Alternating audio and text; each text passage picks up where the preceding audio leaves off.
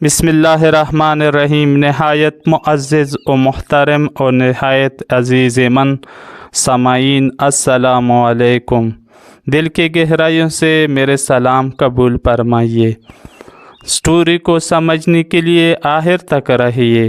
عبدالستار عیدی مرحوم سے ایک انٹرویو میں پوچھا گیا، آپ نے ہزاروں لاوارث لاشیں دفنائیں، کبھی کسی لاش کی بگڑی حالت یا اس پر تشدد دیکھ کر رونا آیا؟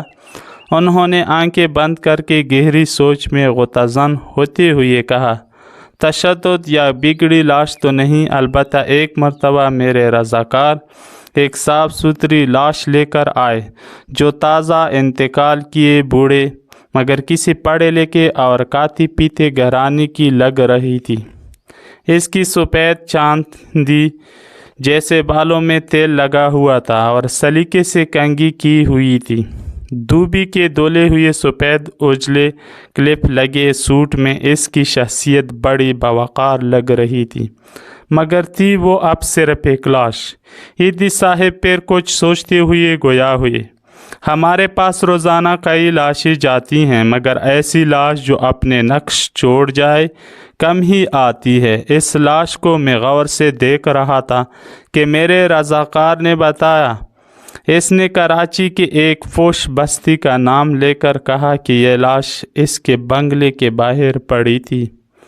ہم جون ہی بنگلے کے سامنے پہنچے تو ایک ٹیکسی میں سوار فیملی جو ہمارا ہی انتظار کر رہی تھی، اس میں سے ایک نوجوان برآمد ہوا اور جلد بازی کا مظاہرہ کرتے ہوئے ایک لفافہ ہمیں تھماتے ہوئے بولا، یہ تدفین کے اخراجات ہیں۔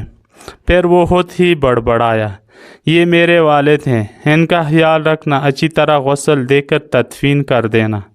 اتنے میں ٹیکسی سے آواز آئی، تمہاری تقریر میں فلائٹ نکل جائے گی۔ یہ سنتے ہی نوجوان پلٹا اور مزید کوئی بات کیے ٹیکسی میں سوار ہو گیا اور ٹیکسی پراٹھے بھرتی ہوئی آنکھوں سے اوجھل ہو گئی۔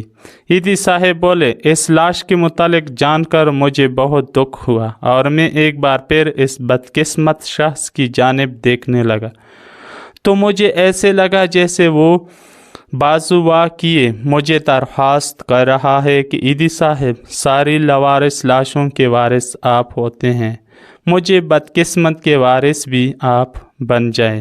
میں نے فوراً فیصلہ کیا کہ اس لاش کو غسل میں دوں گا اور تدفین بھی خود کروں گا۔ پھر جون ہی غسل دینے لگا تو اس اجلے جسم کو دیکھ کر میں سوچ میں پڑ گیا کہ جو شخص اپنی زندگی میں اس قدر متعبر اور حساس ہوگا، اس نے اپنی اولاد کی پرورش میں کیا ناز و نام نہ اٹھائے ہوں گے، مگر بیٹے کے پاس تدفین کا وقت بھی نہ تھا۔